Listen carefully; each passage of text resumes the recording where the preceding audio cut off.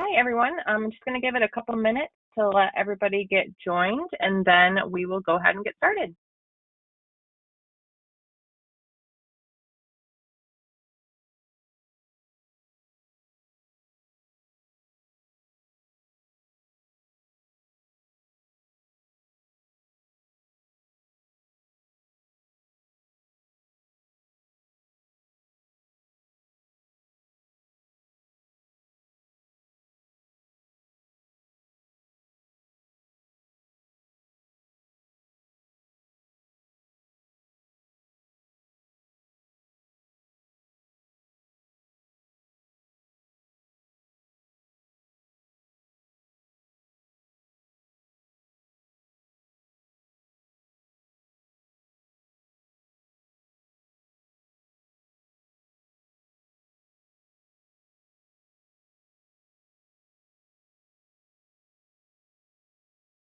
All right. Good morning, everyone. My name is Mary Myers. I'm the Director of Business Development and at the LSCP, and I want to thank you for all attending our webinar today on Economic Development 411. It's great to see people interested in economic development and be able to share a little bit more about what we do here at the LSCP. If you do have questions during the webinar, please feel free to submit those in the question pane, and I'll get to them at the end. So what truly is the definition of economic development? Economic development is improving the economic well-being of a community through efforts in job creation, job retention, tax base enhancement, and quality of life. In the end, what it really is all about is generating wealth in our community. This funnel is a great overview of where we fit with wealth creation and how it works in our community. At the top, you'll see wealth creators. These are those who create direct jobs into the area and provide investment, capital, etc. Then an economic development organization, or EDO like us, work with those wealth creators to attract the business, help them start up, retain them, which in the end brings in money to the community. Then going through the funnel, you will see the circulation of that money with organizations. They get created to help circulate that local spending in the community. One item we don't really help with in the funnel is the exportation of money. This really happens when companies like big box stores and like Target, Walmart, they provide the jobs and investments into the area, but they export majority of their wealth back to their headquarters, which is out of the area typically. These are more organic and formula-based. They are based on specific marketing strategies, and we usually don't have a say in attracting a big box store to the area because they do all of their own internal research. This graph shows a very quick snapshot of how wealth creation works. It starts at the top with the full-time jobs with benefits, which is always important to a community. Then it moves to increase household income and buying, which is when people are out in the community spending money, buying more cars, going out to dinner. And that attracts more retailers and other business owners because they see that there's a market here in the area. It then goes into generating sales tax revenue, which goes to our local municipalities who provide us with our local amenities that we expect from them, police, fire, parks, our trail systems, which then shows that we have a quality place to live and leads to more attraction of companies. And then it starts the whole cycle all over again. There are different types of economic development. One is business retention and expansion. This is really where the LSCP focuses majority of our time, which is where you should in economic development. 80% of growth comes from within your community. It's always easier to get a company to stay and expand than it is to get a new company to the area. Startups, 10 to 20% of your attention, and then attraction, which is the most expensive and competitive part, is about 5 to 10% of your time. So BRE. Now I'm going to talk about business retention and expansion. Again, this is where most of us spend our time. Just as you would expect, BRE is just what it says. It's to maintain and grow existing business and jobs in Marquette County. This is where we help businesses overcome challenges, grow, take advantage of opportunities that they might have. As many business owners know, it's harder to try to find new customers than it is to retain the ones that you have. And it's the same way with businesses in a community. I touched on most of these, but again, 80% of growth comes from within your community. Attraction's very competitive. If you're not doing BRE and retaining companies, attraction will never work because new businesses look at where they're going, where they'd like to expand, and if current business isn't doing well, then they're not going to want to locate there. So they really work hand in hand together. Connections is another part with local businesses, and also if you have recent wins and bring a local company in, that helps keep other businesses engaged.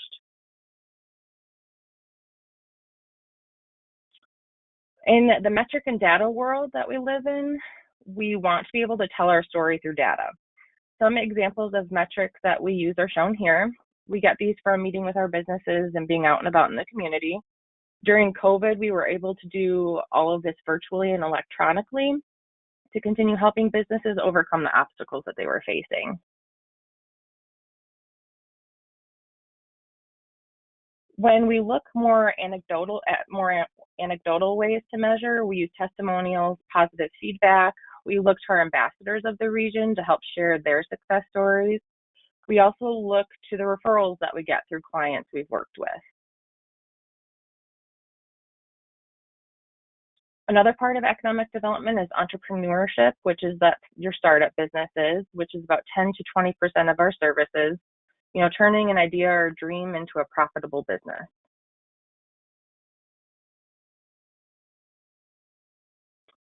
Services needed here are typically capital, training, technical assistance, network, and marketing. These are all things we are able to help startups with. We can help them file their paperwork with the state for their LLC, get their sales tax ID, help them make connections through our network, etc. And then attraction. As I mentioned, business attraction is it's the one that's going to hit the front page of the news. If you're bringing in a new store with 50 new jobs, it's always going to hit the front page of the news, but it's the most expensive and it's the hardest part of economic development. When you talk about attraction, you have to talk about it like it's a marathon, not a sprint. It has a low return on investment. You need to talk to your community to manage expectations. Sometimes these projects can take years to complete, and most of the time you won't even make it past the first round as you're competing with thousands of other locations around the country. One thing that we do in attraction is we work with the Michigan Economic Development Corporation, which is our state's EDO. They work with site selectors, and site selectors are individuals who work with businesses to help them find where they should locate their business to expand. So for example, if ABC Company is looking for a new facility to manufacture shoes, they would work with a site selector to help them narrow down their search for a short list of places that the company can choose that meets all their requirements. One of the best and easiest ways for us to work with site selectors is through the MEDC. Most of the time, site selectors will start at the state level with the MEDC with an RFP or a request for proposal. It helps them cut out receiving multiple locations from EDOs and also allows them to get all the information that they need from one source. Most of the time, we don't even know who the business is that sent the RFP, but we will be given general information on sites or buildings that they're looking for in their new location, and that's where we get these metrics from.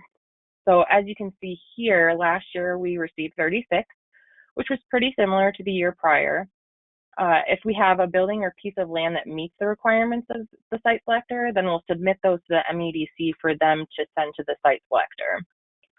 So based on our numbers from last year, you can see we got 36, but we only qualified for 7 of those, and we only had 2 pieces of property or a building that actually met the entire need of the site selector that were submitted on. Business attraction A lot of what we do is under these three categories. Lead development, which is what I just described with site selectors. We also use a site selector database, which breaks down site selectors by the categories and sectors that they work in. So when we have a particular space available, we know who to target. Then there are site selector events where it's like speed dating. You'll be given a time to speak with each site selector where you will sit down and then tell them all about your community and what you have to offer. The uphill battle with that is people know Michigan, but they think of Detroit, Grand Rapids, or Flint, but they don't really think of the other places that are in Michigan. So we have to help break down their perception of Michigan and let them know what the Upper Peninsula and the rest of Michigan has to offer. Marketing and public relations. We do a variety of different things here with the media, press releases. We also do quarterly e-blast to site selectors to keep them up to date with what's going on in our community and let them know of available buildings and new incentives that are out there. Project development, we do work with the state with RFPs and RFIs, which I just mentioned. Site searches, if someone calls us looking for a specific square footage or acreage of land, we do have all of that readily available in our Zoom Prospector database, which I'll get into a little bit more detail later. We do package our proposals when we respond to an RFP, and we do collaborate. So we might not have everything in a business's supply chain, but maybe one of our neighboring counties does. So we'll work together to try and attract that new company to the area, because if a business comes to the Upper Peninsula, it benefits everybody. It doesn't just benefit that community. So this is just an example of the site selector database that I talked about, where we can focus on specific site selectors in certain industries. So for instance, if we were looking at a project for energy, we could use this tool to pull site selectors that focus specifically in that industry. This is an example of the newsletters that we do to site selectors every month to let them know of opportunities in the UP. These may include when a property becomes available. This one particularly we focused on a talent need that's needed throughout the entire U.S., CDL drivers. NMU has a program that can help them meet that talent need.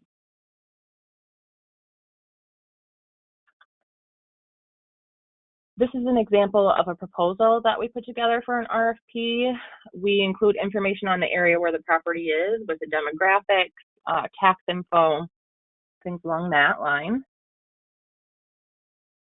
Zoom Prospector, this is our database that we use to showcase all of the properties that are for sale or lease in the UP.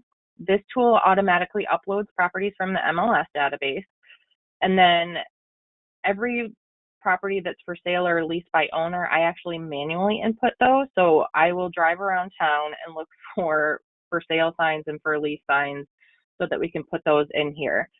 We want this to be as up-to-date as possible, because site selectors don't call their economic development organization up right off the bat. They're going to check out their website to see what is available first. So we want it to be as up-to-date as possible. On this slide, it shows what we did in 2020. Like every other business in the country, this was a unique year, but we focused our efforts where most economic development organizations did, on business retention and expansion. We focused 89% of our time on that, about 10% on startups and 1% on attraction. Public policy. Public policy really does have an impact on government or economic development, because it has an impact on businesses. And so one thing that we make sure we are the eyes and ears for our region. Most larger companies have someone who will do that for them, but a lot of smaller companies don't have the capacity to have somebody down in Lansing advocating on their behalf. So that's something that we'll do. We track proposed legislation, educate our partners on what's going on. We'll also communicate our position on issues to legislators and department heads, as they come up, because taking a stand on an issue is one thing, but it doesn't do anything unless we voice it and advocate for it.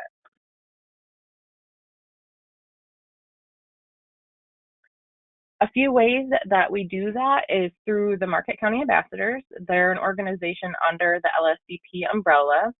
They're a group of about 30 leaders across the county who work on community and regional legislative issues. So they usually have talking points that focus around education, infrastructure, healthcare. And what they do is they go to Lansing twice a year. We've been doing it virtual. We did the last trip virtual, and we'll be doing this coming spring's trip virtual. But they'll get talking points or a white paper put together, and then they'll go and advocate to our legislators and department heads on behalf of the UP. They actually have their trip coming up in a couple of weeks here, so we'll be doing that soon. We also belong to the Northern Michigan Chamber Alliance, which consists of multiple organizations. I like to think of it as knuckles up. This helps us elevate our voice. The UP is 3% of our population, so working with like-minded individuals in Northern Michigan, it makes our voice that much stronger. This group actually represents about 7,000 businesses through Northern Michigan and Marquette County, so it helps make it that much better. We have a government relations task force as well that's now hybrid with part of the ambassador group. And this group looks at issues and brings recommendations to the LSCP board on items that we should support or oppose. Here is a list of the policy issues that we worked on last year, and it shows you how we track policy issues. We'll follow it all the way to the end to see if it passes, fails, or if the bill dies, for instance, in lame duck. You'll also see in here letters of support that we've worked on. But one thing that I should mention that we don't do is we do not endorse candidates. Talent. It's one of the top issues with businesses when we meet with them. Has been for the last couple of years. A few things that we're doing in talent is we're meeting with businesses to understand what it is that they need to do to do business here and help try and support those needs as best as we can. We need to have a workforce pool when it comes to attracting new businesses, and then meet the needs of the individuals, of those who we want working in the community. We look at how we can keep people from leaving the area so that their earnings stay here, and we collaborate with our workforce partners like Michigan Works, Manpower, and Staying Decision Systems. Some of the things we have a handle on from meeting with businesses are helping promote jobs, which we do with Job of the Week through our social media. We have training programs like the Electrical Line Tech program out at Sawyer, where we work with industry partners and NMU. We work with the Career Technical Education Committee. We do quarterly talent newsletters to talk about what is happening in talent and new initiatives taking place. And then we also have a tool called Workforce Insight, which I'll be going over in a couple slides. Other basics in economic development. Incentives. You may have heard a lot about incentives, which it has been a battle in the media for years. You may have heard them called corporate welfare, but if they're done correctly, they really can benefit a community by bringing a project to the area. They don't make a bad deal good, they make a good deal better. It's the best way to look at them. Some incentives that we've worked with locally are tax abatement, loan guarantees, deal closings. They're more popular in the South, particularly in Texas, where if a company is looking at another state, Texas will come in and say, if you sign on the dotted line, then we'll write you a check to stay here. Michigan did away with this when they went to their flat business tax rate. We help with different types of grants, training dollars, and technical assistance. The last three have been huge during the COVID pandemic. This is really where we help businesses the most, with getting them the funding and technical assistance they needed during the whole pandemic. Services. So with all of this information, how does it fit with the LSCP?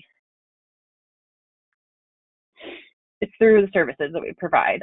We have services to help businesses from startup all the way to succession planning. Staff has the resources and tools to help businesses with business plan creation, talent enhancement, site location, data. I mean, list goes on. We have financing through our county's EDC. But if you go to our website, marquette.org, you'll see a full list of those services that we provide. We'll work with anybody. You don't have to be an investor. That's something that they give us the opportunity. By investing, they allow us to provide our services at low cost or free. And we just hope that in the end, when you are able to invest, that you will, because you'll see the benefit of what we are able to provide to the community. This is an internal tool that we have, MZ. We use this tool to do our county data booklet every year, but it also can give a lot of projections on industry, demographics. I mean, you name it, it can pull the data that you need. Recently, we've been using it a lot to help businesses with wage studies so that they can see how much is being paid in the position that they're looking at, either locally or throughout the entire county and nationally. Workforce Insight is a tool that can help businesses attract alumni back to the area or help them see where they should even be doing talent fairs. The tool pulls from over 100 million social profiles like Indeed and Monster. So it actually gets you down to resume level data to help meet your talent needs. InPlan is a newer tool that we have. This tool allows us to do economic impact studies for businesses or even events. We did provide a study for the UP 200 in 2019, or based off their 2019 data, so that they could let their donors know and see the impact that the community gets from that event. These reports break it down so that you can see the benefits to the local tax base, the state, even how it's affecting businesses in the area. There is a small fee associated with these reports, but if it's something that you're interested in, please definitely reach out. With COVID, we pivoted our services to mainly focus on our existing businesses, as I mentioned previously. We updated our website so it had timely, up-to-date information on current regulations, grants, and then through the state or the federal government. And we also created several toolkits. So businesses had help on how to reopen their business and after the shutdowns. And honestly, if this were to happen again, these toolkits would be a great way for you to get prepared in case something like this happens again. In the end, it's all about relationships. That's the way we do business, by working with our board and building relationships with legislators and other EDOs around the state.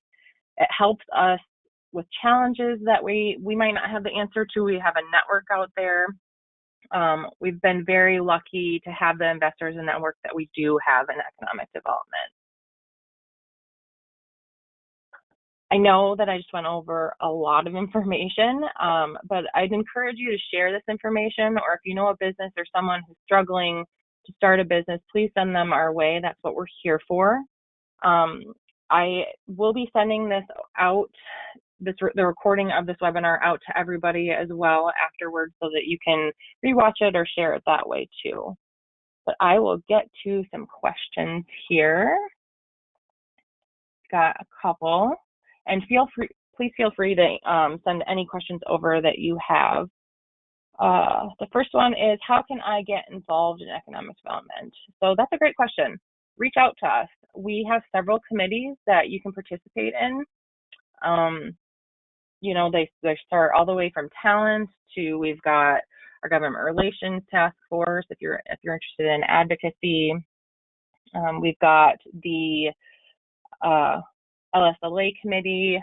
So there's a variety of things that you can do. The next one is, I'm trying to start a business, but I'm not sure where I should go for financing. So send me an email. I'm happy to walk through that with you.